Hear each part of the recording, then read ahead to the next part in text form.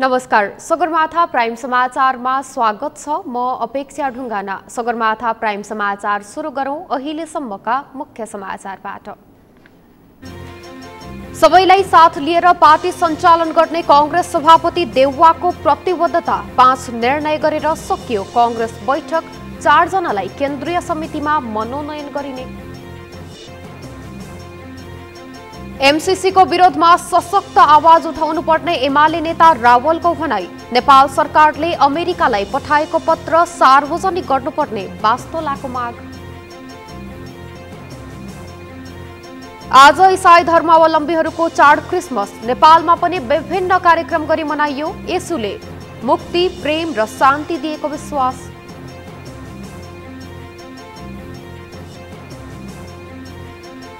भारतमा कोरोना भाइरसको नयाँ भेरिएन्ट ओमिक्रोन तीव्र रूपमा फैलिँदै। उत्तर र मध्य प्रदेशमा राति 11 देखि बिहान 5 बजेसम्म कर्फ्यू आदेश जारी। र एसियन सिनियर सेन्ट्रल जोन भलिबलमा नेपाली महिला टोलीको लगातार तेस्रो जित। आयोजक बंगलादेश 3-0 को सेटमा पराजित।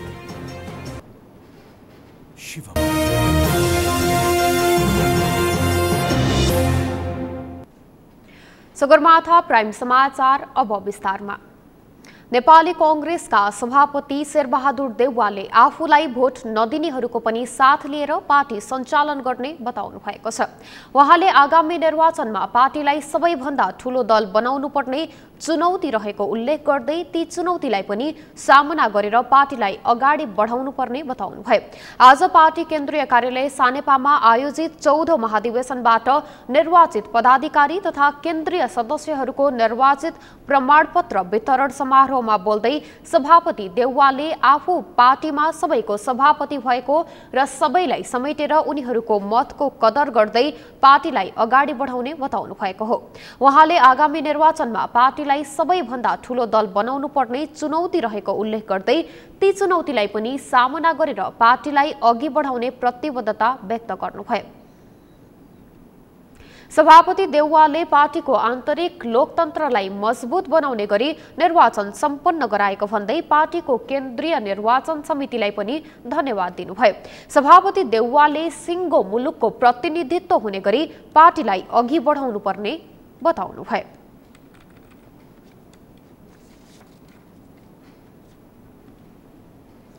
नेपाली कांग्रेसको निर्वाचित केन्द्रीय समितिको पहिलो बैठक 4वटा निर्णय गर्दै सम्पन्न भएको छ।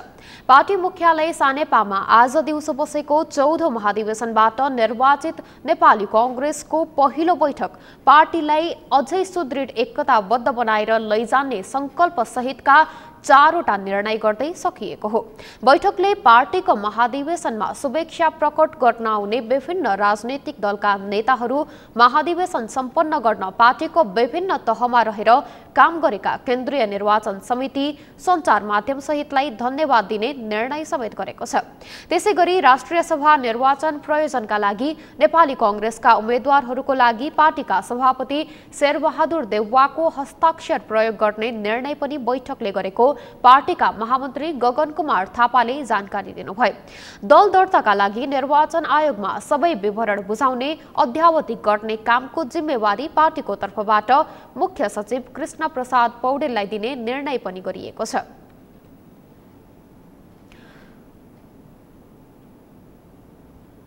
कार्य समितिको पहिलो बैठक पार्टी सभापति शेरबहादुर देउवाको सभापतित्वमा बस्यो र यो बैठकले 4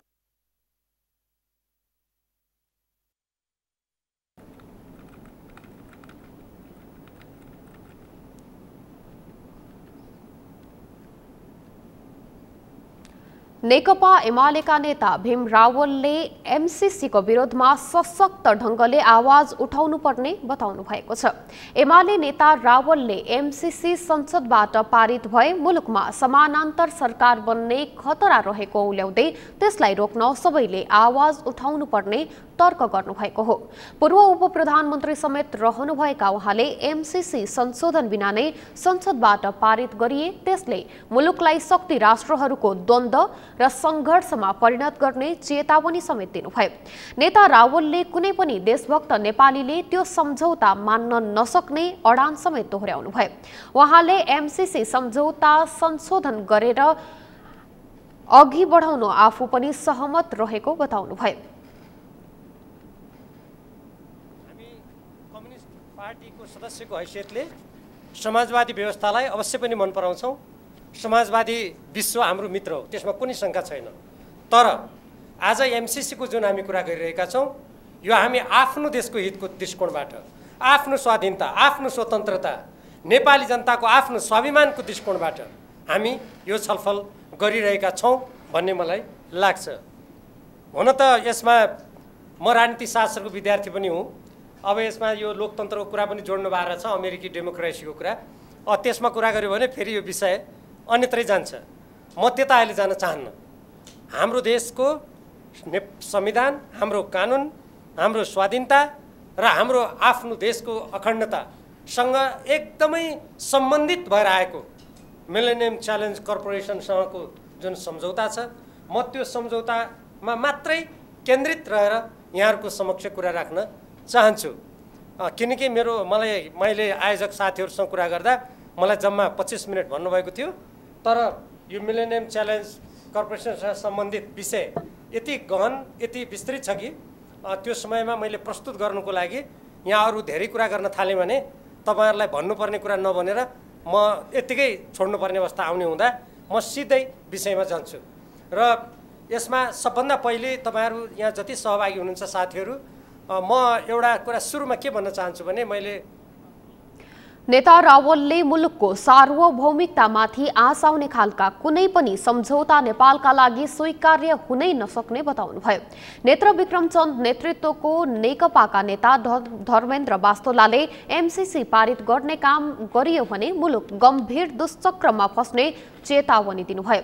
उहाँले एमसीसी सम्झौताबारे नेपाल सरकारले अमेरिकी सरकारलाई पठाएको पत्र सार्वजनिक हुनुपर्ने माग समेत गर्नुभयो।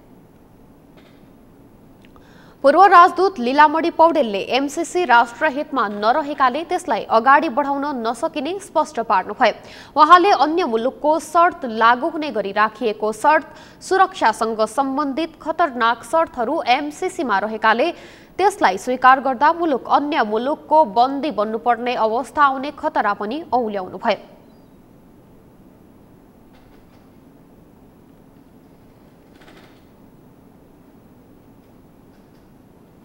भाष्य बनाइदिएछ। उहाँले भनेकै कुरालाई मैले अर्को भाषामा भन्छु। मैले कस्तो भाष्य बनाइदिएछ भने केही एकदम पढे लेखेका विद्वानहरूले पनि, जाने बुझेका मान्छेहरूले पनि के भन्नुहुन्छ भने यो त चीनलाई घेर्न लिएर आएको भने हामीलाई के टाउको दुखाइ, हाम्रो विकास हुन्छ पैसा लिएर आएर। यो चीनको हामीले रक्षा गरिदिने हो र? यो मान्छेले त चीनको वकालत पो गरिरह्यो। एमसीसी को विरोध गरेकोमा चीनको वकालत गरेको भन्ने किसिमको भाष्य बनाइदिएछ। त्यो सर्वथा पूर्व राजदूत पौडेलले नेपालको हित प्रतिकूल हुने खालका सम्झौताहरू हटाइए एमसीसी मानेर अघि बढ्न नेपाल तयार रहेको बताउनुभयो।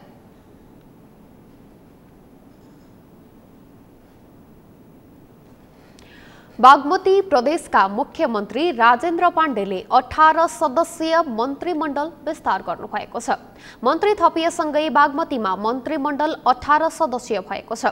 मुख्यमन्त्री पाण्डेले सत्ता भागभण्डा मिलाउनकै लागि 18 सदस्यीय मन्त्री परिषद बनाउनु भएको हो। उहाँले मन्त्रालय फुटाएर 14 पुर्याउनु भएको छ। यस्तै 4 राज्य मन्त्री थपिएका छन्। बागमती प्रदेश सबैभन्दा बढी मन्त्री र राज्य मन्त्री भएको प्रदेश बनेको छ। यो संख्या केन्द्र सरकारको मन्त्रीमण्डलको संख्या भन्दा केही मात्रले कम हो।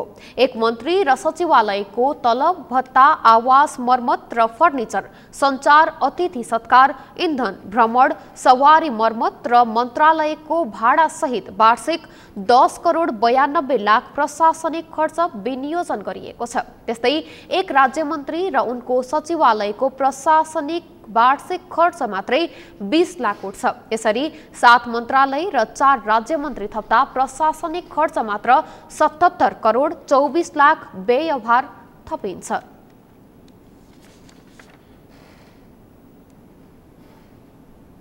समाचारमा पालो भएको छ विश्रामपछि। आज इसाई धर्मावलम्बीहरूको चाड क्रिसमस नेपालमा पनि विभिन्न कार्यक्रम गरी मनाइयो। यसोले मुक्ति, प्रेम र शान्ति दिएको विश्वास।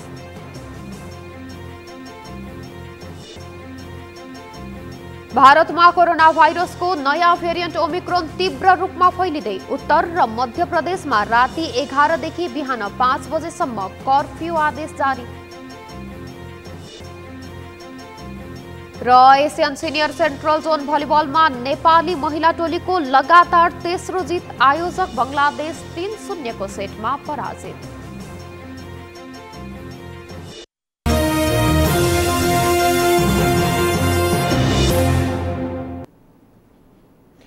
विश्रामपछि सगरमाथा प्राइम समाचारमा पुनः स्वागत छ। अब बाँकी समाचार। देशभर अहिले पश्चिमी वायुको आंशिक प्रभाव रहेको जल तथा मौसम विज्ञान विभागको मौसम पूर्वानुमान महाशाखाले जनाएको छ।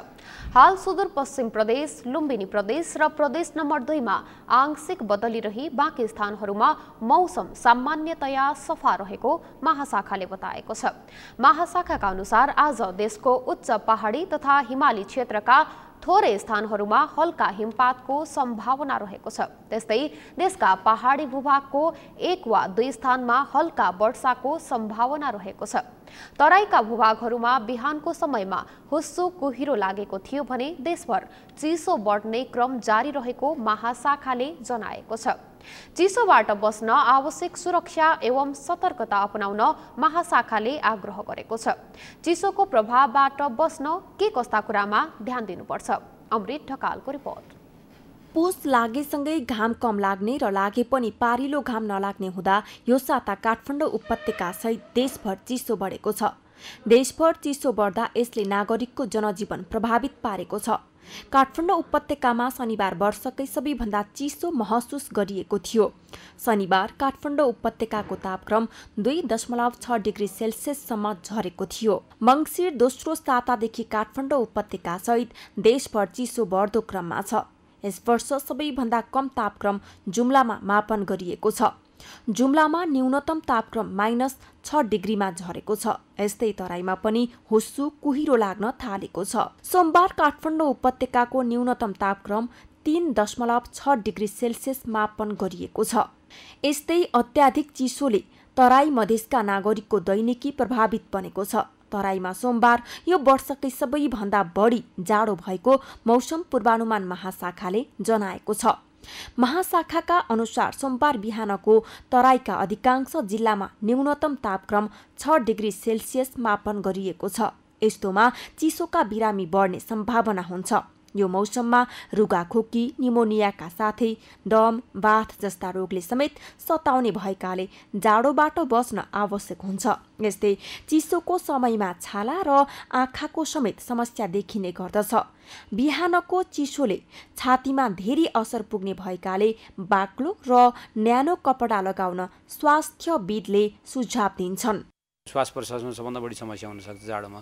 खोकी लाग्ने, दम भएका बिरामीहरूलाई दम बढ्न सक्ने, सिओपिडी भन्छौँ हाम्रो भाषामा, त्यो हुनसक्छ होइन। अर्को तपाईँको छालाजन्य समस्याहरू हुन्छ जाडोमा अत्याधिक होइन। छाला खस्रो हुने, चिलाउने समस्याहरू आउँछ। त्यसको लागि चाहिँ नि छालालाई ग्रिजिङ गर्नुपर्छ भन्छौँ। त्यो हामीले अब घर आएपछि पहिला हामीले तेल लाउँथ्यौँ होइन। त्यस्तै मोइस्चराइजिङ क्रिमहरू लाउनु पर्ने हुन्छ र छालालाई जोगाउनु पर्ने हुन्छ। अर्को आँखामा समस्या देखिन्छ। आँखामा कन्जङ्टिभाइटिस, भाइरल कन्जङ्टिभाइटिस भन्छौँ, आँखाको समस्याहरू हुन्छ। त्यसलाई चाहिँ नि अब नियमित 3-4 पटक चिसो पानीले मुख सफा गर्ने, आँखा धुने होइन। यदि त्यो कन्जङ्टिभाइटिस भइहाल्यो भने आँखा रोग डाक्टरलाई तुरुन्तै देखाउने गर्नु पर्यो। र कहिलेकाहीँ चाहिँ नि टाउकोमा यो कपालमा चायाहरू पर्ने पनि समस्या पनि बेसी हुन्छ। शीतलहरसँगै बढेको चिसोले वृद्ध र बालबालिकालाई बढी प्रभावित पार्दछ। सावधानी नअपनाए सबै उमेरका मानिस बिरामी पर्न सक्ने भएकाले स्वास्थ्यविदहरू सबैले स्वास्थ्यबारे गम्भीर हुनुपर्ने बताउँछन्। साथै आवश्यकता भन्दा बढी हिटर, कोइला र आगोको प्रयोग नगर्न समेत स्वास्थ्यविदको सुझाव छ। स्वाभाविक रूपमा अब हावा चिसो हुन्छ जाडो महिनामा होइन, हावालाई तातो बनाउनको लागि हामीले फ्यान हिटरहरू युज गर्छौँ होइन, अर्को इमर्सन हिटरहरू युज गर्छौँ होइन। त्यो के छ भने फ्यान हिटरहरूले चाहिँ नि त्यो हावा चिसो तातो बनाउने दौरानमा चाहिँ नि नाकमा समस्याहरू उत्पन्न हुने, मुख सुक्खाहरू हुने र त्यसैले गर्दाखेरि घाँटीमा समस्याहरू हुने र त्यसैले खोकी लाग्न पनि सक्छ कि। त्यस कारणले गर्दा त्यसको एउटा मिनिमम टेम्परेचरभन्दा माथि जानु हुँदैन र लामो समयसम्म रातभरि बाल्नु हुँदैन। महाशाखाले मङ्गलबार र बुधबार हिमाली तथा उच्च पहाडी भूभागमा हिमपात हुने र तराईमा समेत चिसो बढ्ने अनुमान गरेको छ। चिसोबाट बस्न न्यानो कपडा लगाउने, तातो झोलिलो खानेकुरा खान चिकित्सकको सुझाव छ। सगरमाथा टेलिभिजनका लागि क्यामेरामा केशव तिमल सिन्हाका साथमा अमृत ढकालको रिपोर्ट। बाँकेको 28 घरे बस्तीका 200 भन्दा धेरै परिवार 4 दशकदेखि एउटै ठाउँमा बसिरहेका छन्, तर 4 दशक बिताएको जमिनको स्वामित्व भने आफ्नो नाममा छैन। बैजनाथ गाउँपालिकाका 28 घरेमा रहेका भूमिहीनहरूले लामो समयसम्म पनि बसोबास गरिरहेको भूमिको लाल पूर्जा पाउन सकेका छैनन्। बाँकेबाट मधु पौडेलको रिपोर्ट। बाँकेको बैजनाथ गाउँपालिका 28 घरेका 200 बढी घर परिवार अहिले पनि लाल पूर्जा बिना नै जग्गा भोगचलन गरिरहेका छन्। विगत 4 दशकदेखि आफूले भोगचलन गर्दै आएको जमिनको लाल पूर्जा नपाउँदा उनीहरू भूमिहीन अवस्थामै रहेका छन्। 2038 सालदेखिको बसोबास हो र यहाँ विभिन्न आयोगहरू गठन भयो र 2052 सालमा आएर मुनको पालामा 9 महिना कालमा पूर्जा वेतन गरियो दामासाईको दरले, 10 कट्ठाको दरले।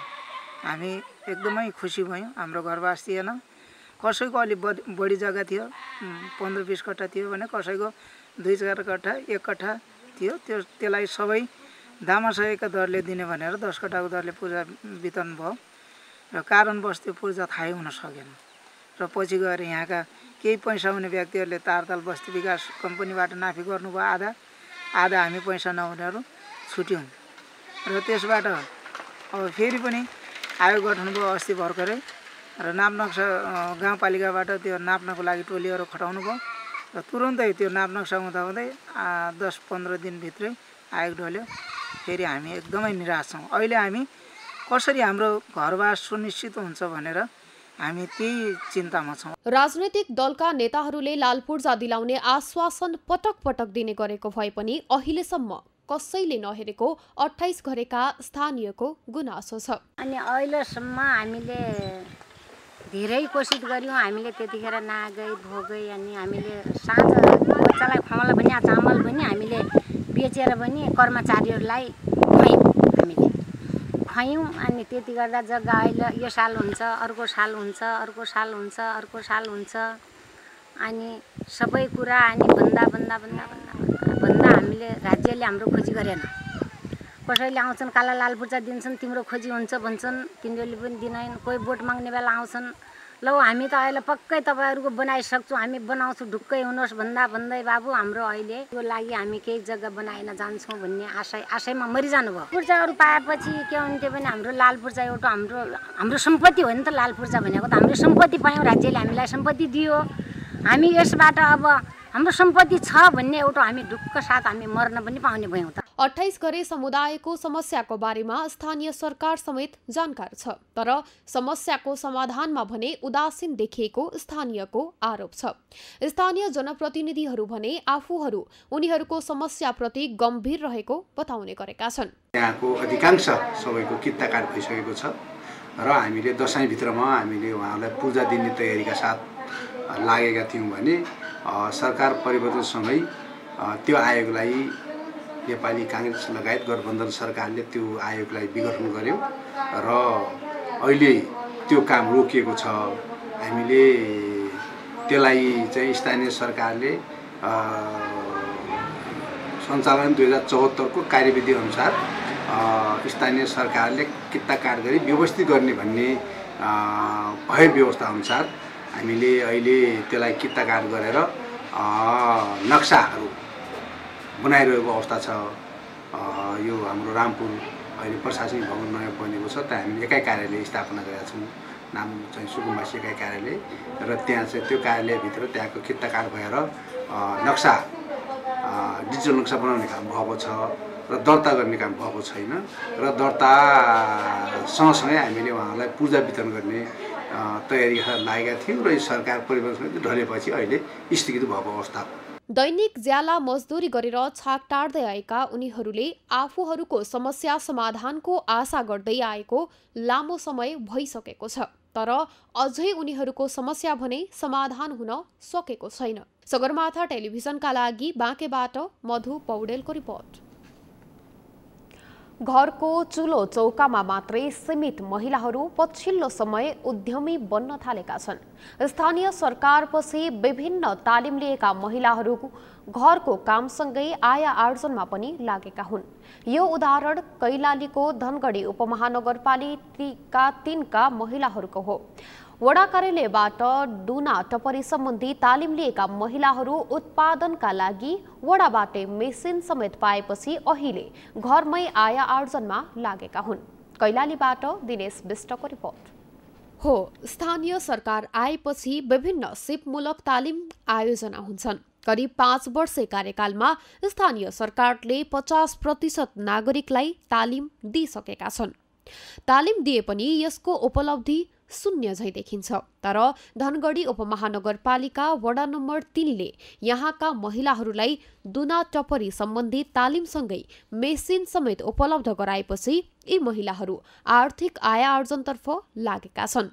वडा नम्बर 3 ले तालिम लगत्तै एक र हाल फेरि अर्को मेसिन सहयोग गरेपछि महिलाहरू समूहगत रूपमा काम गरिरहेका छन्। यो कामले धेरै आम्दानी नभए पनि उनीहरूलाई उद्यमी बन्न प्रेरित गरेको छ। त्यही पनि हामीले बचत गरिरहेको छौँ। अब त अरू धेरै डाइ थपेर केही अझै बचत राम्रो हुन्छ कि हाम्रो अलि हामी आफ्नो खुट्टामा आफै उभिन सक्छौँ कि भन्ने आशा छ। यही हो, हामीलाई बजार व्यवस्था छैन। अब पहिला अब यो डाइ ठुलो भयो भनेर भन्ने खै अब केही हुन्छ कि। अब पहिलाको भन्दा धेरै डाइ आछ। सबै किसिमको डाइ छ। अब बिहा त्यसमा यस्तोमा सबै किसिमको जाने जस्तो छ। अब सायद राम्रै होला।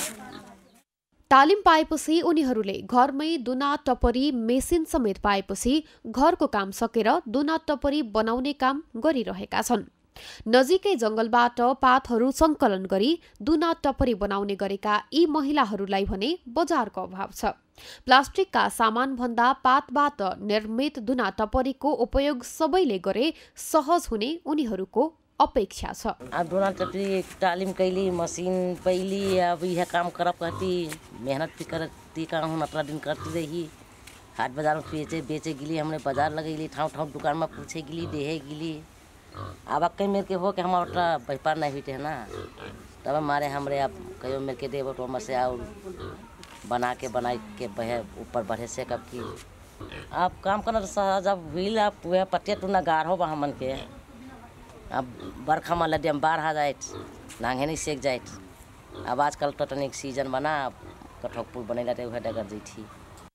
वडा कार्यालयले 11 दिनसम्म वडाका महिलाहरूलाई दुना टपरी सम्बन्धी तालिम दिएर मेसिन समेत उपलब्ध गराएको थियो। महिलाहरूलाई उद्यमी बनाउनुका साथै प्लास्टिक मुक्त गाउँ बनाउने अभियानका साथ वडाले दुना टपरी तालिमसँगै मेसिन समेत उपलब्ध गराएको थियो। सोही अनुरूप महिलाहरू उद्यमी बनिरहेको बताउँदै वडा अध्यक्ष बलबहादुर एडले फेरि आवश्यक सहयोग गर्ने आश्वासन दिए। स्थानीय तहले तालिम दिने तर तालिम लिनेहरूको तथ्याङ्क समेत नराख्ने परिपाटीले सरकारको लगानी पुरै खेर गएको पाइन्छ। यो वडाले गरेको काम जस्तै तालिम दिएर उद्यमी बनाउँदै आर्थिक उपार्जनसँग महिलाहरूलाई जोड्न सके पक्कै सोचे जस्तै समुन्नत समाजको निर्माण हुन सक्छ। सगरमाथा टेलिभिजनका लागि कैलालीबाट दिनेश विष्टको रिपोर्ट। क्रिश्चियन धर्मका संस्थापक येशू ख्रीष्टको जन्मोत्सव 25 डिसेम्बरका दिन देश विदेशमा विविध कार्यक्रम गरी मनाइएको छ। येशूको शिक्षा एवं उपदेशको मनन तथा चर्चा गर्नका साथै प्रेम प्रकट गर्दै एक आपसमा शुभकामना आदान प्रदान र उपहार साटासाट गर्दै नेपालमा पनि क्रिस्चियन समुदायले हर्षोल्लासका साथ क्रिसमस डे मनाएका छन्। शान्ता दनुवारको रिपोर्ट। इसाई धर्मका संस्थापक येशू ख्रिस्ट जन्मेको दिनको सम्झनामा शनिबार क्रिसमस डे मनाइएको छ। आजभन्दा 2021 वर्ष अघि डिसेम्बर 25 तारिकका दिन येशू ख्रिस्टको जन्म इजरायलको बेथलेहममा भएको थियो।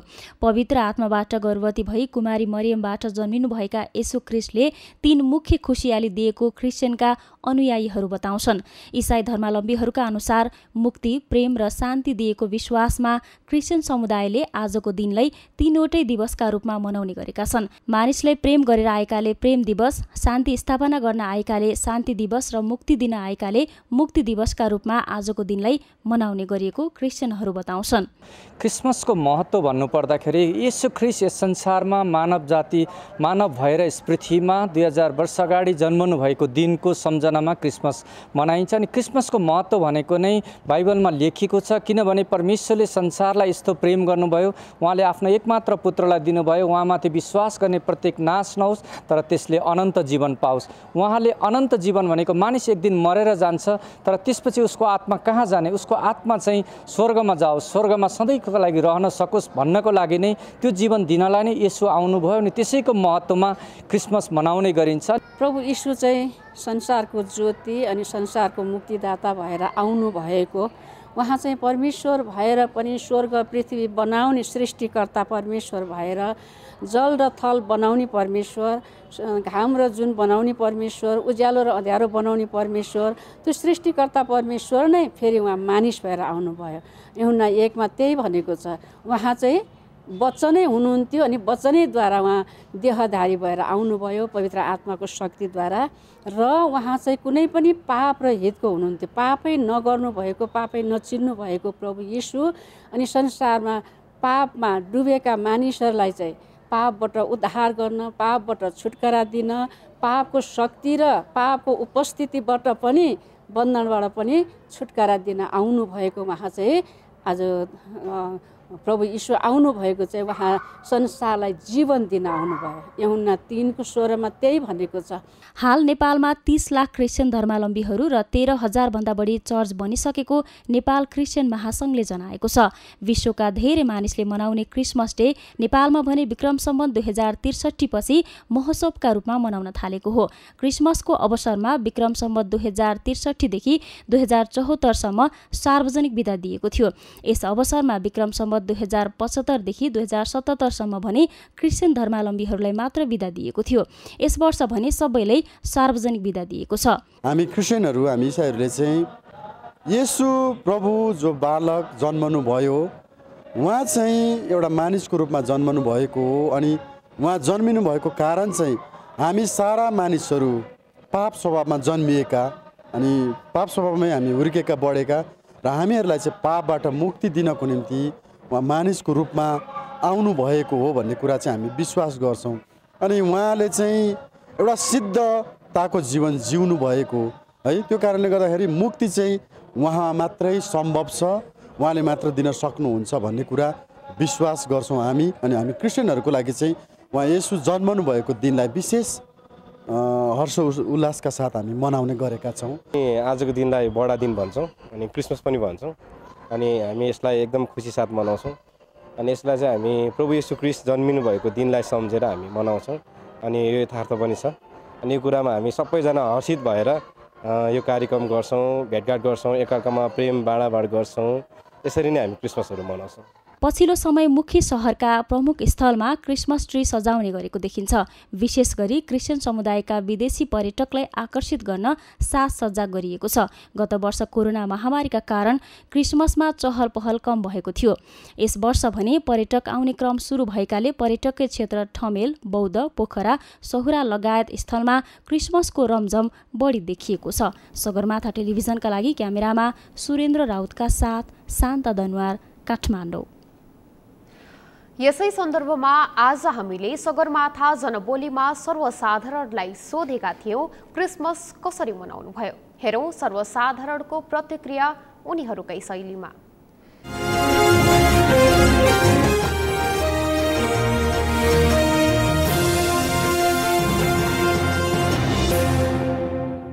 आज चाहिँ हामीहरू सबैजना भेला भएर अनि क्रिस्चियनहरू हामी सबैजना मण्डली यो चाहिँ ज्ञानेश्वर चर्चमा हामी सबैजना भेला भएर चाहिँ एभ्री इयर नै यसरी मनाउँछौँ क्रिसमस चाहिँ। अनि क्रिसमस चाहिँ हाम्रो प्रभु येशू जन्मिनु भएको दिन सम्झेर चाहिँ हामी त्यो रमाहटमा चाहिँ क्रिसमस मनाउने गर्छौँ। वास्तवमा क्रिसमस चाहिँ आज डिसेम्बर 25 अनि आज संसारभरि नै मनाइँदैछ। अनि क्रिसमसको उद्देश्य भनेको चाहिँ अब प्रभु येशू ख्रीष्टको जन्मदिन हो। अनि आज क्रिसमस चाहिँ हामीले चर्च आएर सेवा सङ्गतिमा भाग लिएर गीतहरू गाएर त्यसरी गर्छौँ। अनि विशेष गरी खानपिनहरू गरेर आफन्त भाइमा गिफ्टहरू आदान प्रदान गरेर क्रिसमस मनाइने गर्छ। आज हामीले चाहिँ सङ्गतिहरू गरेर अनि प्रभुको आराधना गरेर आजको क्रिसमस हामीले मनायौँ। अब आज हाम्रो अब क्रिसमस डे हो होइन। अब हुन त अब पहिला जस्तो खासै राम्रो त फिल भइरहेको छैन यो कोरोनाको कारणले गर्दाखेरि। अब यहाँ क्रिसमस राम्रोसँग मनाउने तरिकाले गरायो भने चाहिँ यहाँ मान्छे हिँड्ने ठाउँ हुँदैन थियो, बेलुमहरू पनि उडाउँथ्यो। तर अब यसपालि चाहिँ अब अलि नर्मल तरिकाले अब साधारण तरिकाले मनाइरहेछौँ। हाम्रो चाहिँ बिहान र दिउँसोको 2टा सेवा हुन्छ अनि त्यसमा अब वचनहरू हुन्छ अनि गीतहरू हुन्छ, भजनहरू गाइन्छ। आज क्रिसमस हामी सबैजना फ्यामिलीहरू, मेरो आफ्नै फ्यामिली आमासँग म चर्चमा आएँ अनि यहाँ हाम्रो साथीभाइहरू सबैसँग भेटेर अनि church as a whole church नै अनि हामी सबैजना गीत गायौँ, भजनहरू गायौँ, नाच्यौँ अनि खाना खायौँ, मिठो मिठो खाना खायौँ अनि अङ्कल आन्टीहरू सबै फ्यामिलीहरू भेट्यो।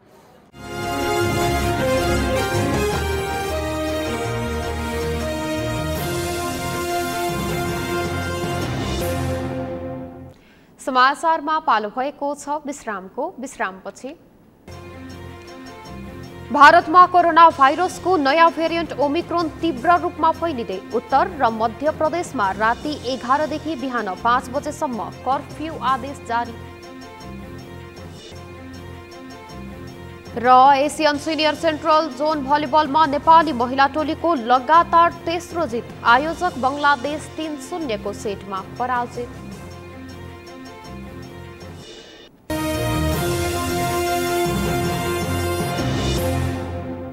समाचारको अन्त्यमा मुख्य समाचार फेरि एकपटक। सबैलाई साथ लिएर पार्टी सञ्चालन गर्ने कांग्रेस सभापति देउवाको प्रतिबद्धता, 5 निर्णय गरेर सकियो कांग्रेस बैठक, 4 जनालाई केन्द्रीय समितिमा मनोनयन गरिने।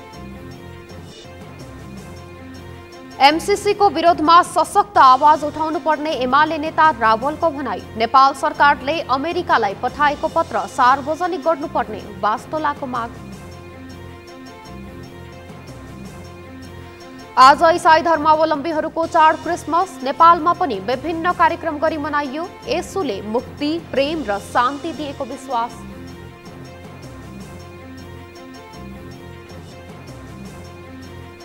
भारतमा कोरोना भाइरसको नयाँ भेरिएन्ट ओमिक्रोन तीव्र रूपमा फैलिँदै उत्तर र मध्य प्रदेशमा राति 11 देखि बिहान 5 बजेसम्म कर्फ्यू आदेश जारी।